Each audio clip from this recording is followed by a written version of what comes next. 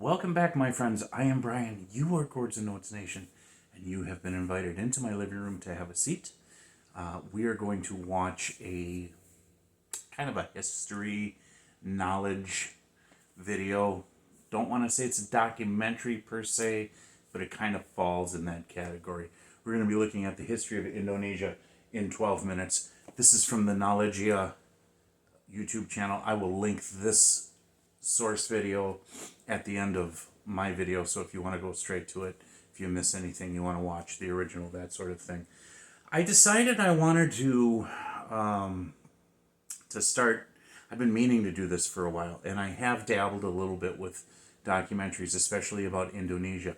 Last year in 2023, the channel experienced massive growth, and all due to these the Indonesian artists that I was and have been reacting to, and their fan base it just totally blew my channel up, which was a good thing. And Indonesia is probably still it's in my top 2 percentage watched geographies. So the United States and Indonesia are the top 2 countries right now. And I usually post once a month. For the last month, the top 6. So check that out on my community tab. Excuse me. So the reason I'm doing this is because Indonesia sparked my interest through their love for this channel. And as I was getting to know the people as I'm talking to them in the comments, as I'm getting to know the artists, and then of course I take a look at some of these documentaries, and I'm starting to feel like, I want to start doing more of this. I used to be a social studies teacher, so geography, history, all of that sort of stuff still falls within my wheelhouse as far as the things that excite me, that get me motivated, the things that interest me, that I might have some passion for. And this is a reaction channel of all sorts. Check out my mission statement and my playlists. You'll see I do different things. But I think it's time to start incorporating some documentaries. We're going to focus on Indonesia. Other countries will get involved. We'll travel there, so to speak, at some other time. Yeah, how about we get started? Is that enough? That's enough talking. We're going to listen to them talk now. All right.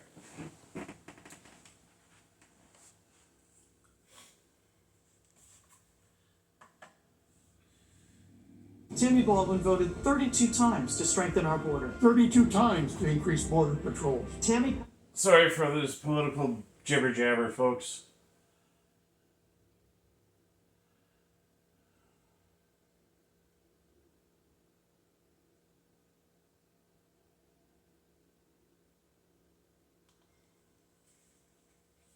To the islands, beginning or contributing to the outside influence on the region. Today, Indonesia is probably most commonly known around the world for one place, Bali. An exotic and romantic vacation spot, so many people view Bali as the representation of Indonesia as a whole. But what about the rest of the nation? How did that one island and the rest that make up the entirety of Indonesia come to be what they are now? Where did the history of Indonesia begin?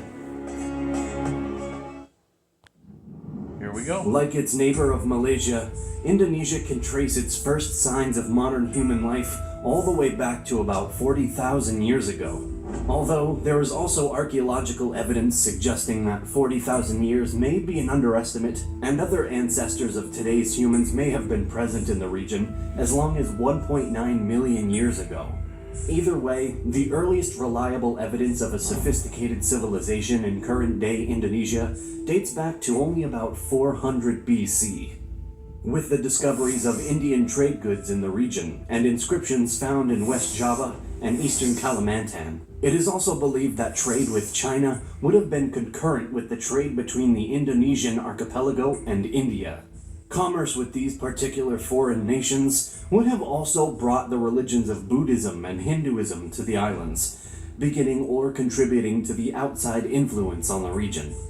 Jumping ahead to the 7th century, the powerful trade-oriented Sri Vijaya Empire, originating from the island of Sumatra, flourished from the Malay Peninsula down to Java. Despite their remarkable success over multiple centuries. Hold on, I gotta read that. Srivijaya Empire was a center for the expansion of Buddhism in the region. This empire was the first united realm to dominate the archipelago. Okay, alright. The Buddhist empire of Srivijaya faced its decline after the Chola Empire from India seized their Sumatran territory of Palembang and apprehended their king in 1025. That's no good. From that point on, the Srivijaya Empire essentially collapsed, making room for the Hindu kingdom of the Majapahit Empire. Founded in 1292, I've heard that name before. I've seen that name before. the Majapahit Empire rose to dominate the modern-day Indonesian region throughout the 13th and 14th centuries, prospering through trade as the Srivijaya Empire had done before them. Still, just as their predecessors, the Majapahit Empire hit a wall and began a rapid downfall. Theirs came after the death of one of their leaders, Gajah Mada, in 1364, and the following death of the king Hayam Wuruk in 1389. Leading up to this time, the Islamic faith found its way to the archipelago and began to really take hold over the ensuing centuries. Many different lesser-known sultanates found success throughout the islands as a result, some even outlasting the dominion of the Majapahit Empire. As these kingdoms continued to grow trade in and out of the region, European powers became attracted to the spice market that it offered. The first of such nations to arrive in modern-day Indonesia were the Portuguese and the Spanish in the 16th century. While Spain did attempt to exert some dominance in the Maluku Islands, also known as the Spice Islands, their authority in any part of the Indonesian archipelago was short-lived, due to contesting efforts of Portugal and later the Dutch and British. The Portuguese were initially triumphant in the Malay Peninsula, capturing Malacca in 1511. From there, they aimed their sights towards the Spice Islands, beginning their bid to take control of. Okay, and that's not surprising, right? I'm going to pause it right there. So we're already seeing these power plays. They're highlighting, this empire replaces this empire, replaces this empire, replaces this empire. And it's usually through conquest or, the death of a leader that there's a power void. And whoever is the most opportunistic and skilled at filling that void, they will do that. And so now here we are in the age of colonial expansion. But let's not completely demonize the European powers because and it's not being highlighted here so far. But again, preceding the colonial powers, you had other empires, other nations that were playing the same game. You know what I mean? And so it wasn't just the West.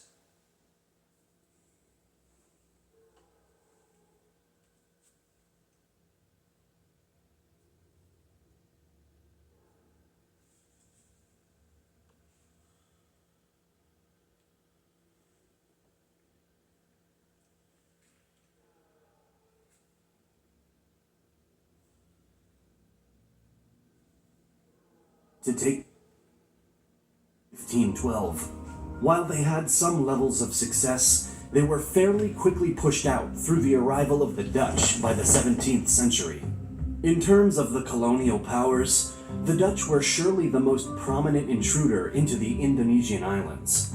The first Dutch expedition set off for the archipelago in 1595 under the command of Cornelius de Houtman and dropped anchor at the shore of West Java. Around this time, the Dutch East India Company was formed in order to control trade between the Dutch Republic and the nations throughout the Indian Ocean. The Dutch East India Company was given a significant amount of autonomy by the Dutch government, allowing them to dominate trade throughout the East Indies and keep their competitors, notably the British and Portuguese, at bay. While the original focus of the company was to maintain commercial authority and prosperity, they began to shift their attention as they took control of Java and its neighbors. During the 17th century, the Dutch East India Company made a gradual transition from a leading sea and trading power to more of a colonial type establishment, after centering themselves in the fortified port of Jakarta, Batavia, or modern-day Jakarta. Working to gain more jurisdiction throughout the Indonesian islands, the Dutch East India Company was also able to capture Malacca from the adjacent Malay Peninsula in 1641. When the 18th century came around, though, the company began to struggle with corruption, conflict, and a slow collapse into bankruptcy, which resulted in the Dutch government revoking their charter and seizing all of their possessions in 1799. In 1800, the Dutch East Indies was founded, made up of what would later become Indonesia, but for the time being served as the new Dutch colonial administration in the archipelago. This establishment grew over the 19th and part of the 20th century, although some ups and downs such as the Javanese War from 1825 to 1830, ending in a Dutch victory, did exist. Also, in 1825, the Dutch captured Palembang. Okay, I want to go back because we missed that. War. Okay, so there were other kingdoms that existed in the archipelago. Surakarta, Palembang, Jambi, Aceh, if I said that right, and Kutai. All right, so there's still, as you have these European powers, right now they're highlighting the Dutch, as you have these European powers that are vying for economic control and trade of the region because it's just so rich in resources. You know, oftentimes you find out with these East Indies companies that these countries had, which were basically private companies that were chartered by the government and given a certain amount of autonomy to do what they have to do to make sure that for king and country, you're bringing in resources and people and money and so on and so forth. So it was an ugly business, absolutely. I don't know, I can't say like that they were, I'm sure there was a certain level of cruelty, but at the same time, you know, you're spread thin, okay? You're not in your home country. You're in someone else's land, and you're asserting your dominance there. Your supply chain does not run, is not like right there. So you have to be very careful with what you do and how you do it. I'm sure there were some iron fist tactics, but I'm sure there were also some nice diplomatic tactics as well. And maybe we'll find some more documentaries that kind of go a little more in depth. But at the same time, you are not from this area, okay? Maybe it's a little bit easier to have,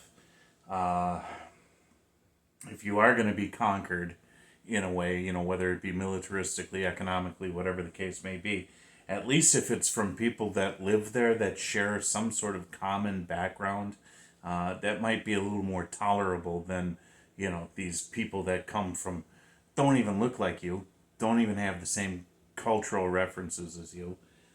You know, it had to have been a very tumultuous situation at times, you know. From 1825 to 1830, ending in a Dutch victory, did exist. Also, in 1825, the Dutch captured Palembang, the former territory of the Sriwijaya Empire. During this period, the Dutch also settled disputes and clashes with Aceh, Lombok, and Sulawesi, and continued to expand their dominion. In the course of the Dutch colonization, the people of the Indonesian islands were treated vastly unfairly. As Dutch priorities shifted more towards agriculture, the local farmers were mandated to set aside 20% of their own property in order to grow crops for the Dutch to export, such as pepper, sugar, cinnamon, tea, and coffee, and Yeah, absolutely. And that's, you know, again, they're being mandated to do something for someone else's benefit. And that's kind of the way that sort of thing works. What am I doing? There we go. I'm trying to change the picture so you can at least see it a little bit better.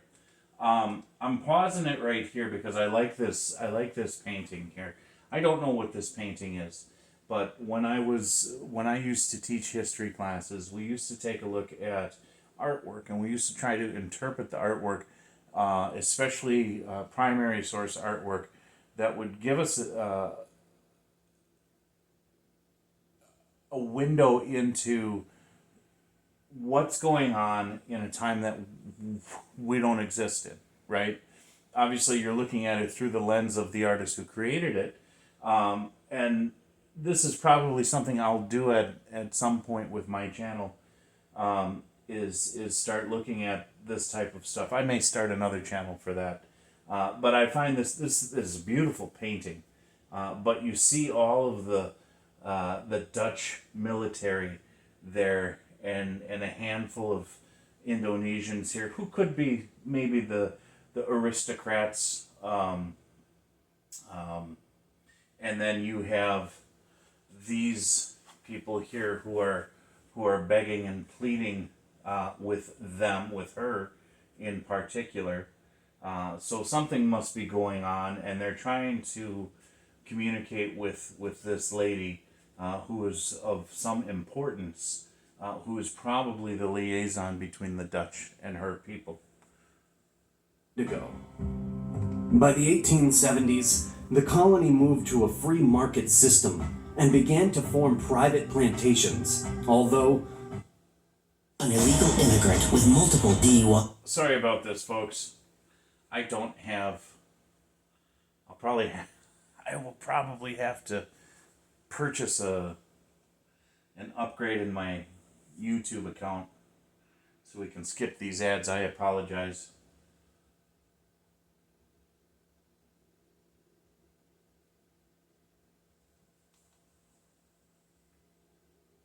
still not truly treated justly.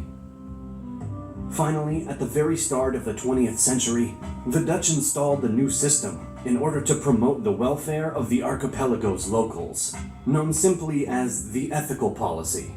Oh, the ethical policy. This new program brought about changes such as the construction of new schools in the region, government reforms that allowed more autonomy for the local officials, and the opportunity for some of the indigenous people to become more educated and learn more about the Western world. Okay, so right there, that's where it's like, all right, so they're creating these opportunities. It's more ethical. But what are they doing? They're building institutions that mirror the institutions of the West, right? Now, that's what they do, okay? I'm not judging them, but I'm just saying, and opportunities to learn about the West. Indoctrination, that's what that is, okay? It's plain and simple. It's indoctrination. So what they're basically doing by what he's telling me is, yeah, okay, we're gonna help you guys out. We're gonna give you schools. We're gonna build you this. We're gonna build you that. We're gonna ease up on certain things. We're gonna help you guys live better lives according to the way that we want you to. We're gonna indoctrinate you into the way we do things because they didn't have any visions of giving this up. Of course they didn't. Okay, when a government seizes power and takes power, it doesn't give it up willingly. It doesn't. So if the people are unhappy, and you're not a complete tyrant that you're just going to crush the people because you still need them, then this is the other way to do it, is to kind of transform them more into your way of thinking than their own. That's a crime too, I think. Even with these improvements, though, not every local was impacted. And therefore, many people on the island still felt oppressed by the colonial authority. Right, not every local's gonna be. What they are gonna do is they're gonna start with the higher class, okay, and the business owners, the more rich, indigenous people, the more influential, the politically powerful, and then that's how that goes. Over time, these feelings of resentment culminated in nationalist movements, and push for ultimate independence. Unfortunately for the people of the archipelago, the fight for freedom was swiftly interrupted by the intrusion of the Japanese during World War II. Yeah. At first, the locals were not completely displeased by what they saw as a liberation from their Dutch oppressors. Right. When the Japanese occupation of the region began, they were quick to win favor from the Indonesian people, doing so through their use of natives for administrative positions, unlike the Dutch and their willingness to support Indonesian nationalists. The successful strategy was only temporary, though, as the Japanese opted to use the Indonesian islands in whatever form best suited them during the war, which drew some disapproval from a number of locals. Still, the relationship between the Japanese and natives was not horrible, and as the Axis power began to face defeat in the World War, they threw their support even further behind the Indonesian independence movement. During the latter half of 1944, the Japanese declared their goal of creating a self-governed East Indies, which was later confirmed in... Right, because you have the Dutch are going to be part of the Allies.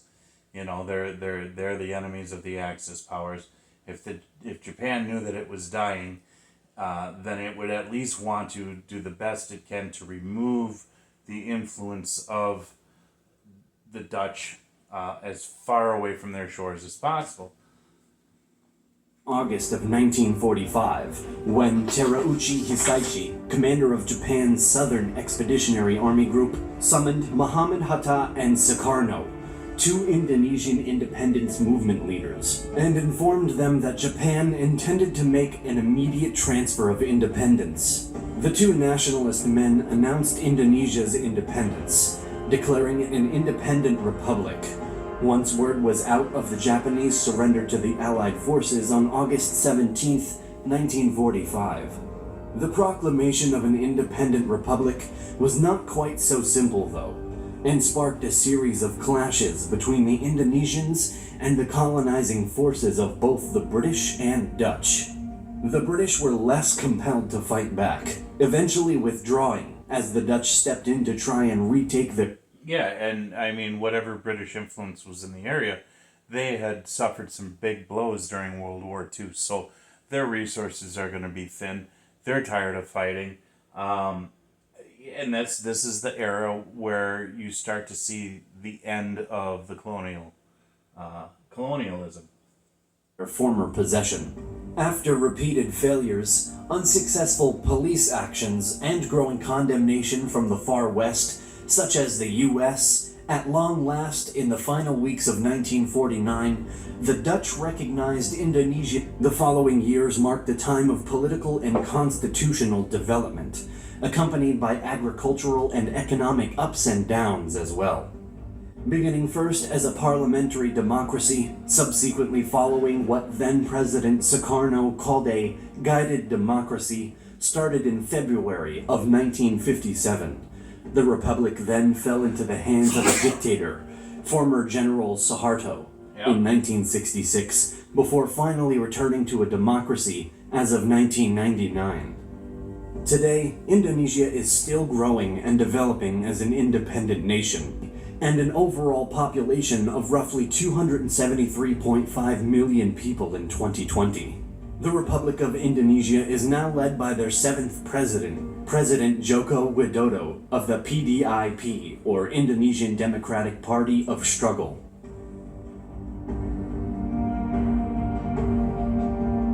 Okay, I'm going to leave it there. So, yeah, absolutely. And this was just a basic outline of the history. Now, there's going to be more in-depth documentaries out there that really focus on certain aspects that we can get into. And I think we should. I think I want to continue on this journey. We're gonna stick with Indonesia for a while, but you know, anytime that you have these power plays, and I don't care if it's Indonesia, Malaysia's right there, but anywhere is what I'm trying to get at. Without that stability, whenever there's a power void, someone's gonna come along and assume control, and you don't know what you're going to get. The ultimate the ultimate government is one by the people. Okay, I know they. Hey, we've got one here in the United States that we're trying to win back because it has been taken away by. I'm not even gonna just. I'm leaving that right now. I'm tired of being shadow banned. Okay, it's a discussion for another time. But I understand. Okay, where like okay, all of a sudden you have this external power play. Japan's like, wait a minute, we're losing. We need to get these guys out of here. We need to get the Indonesians to be their own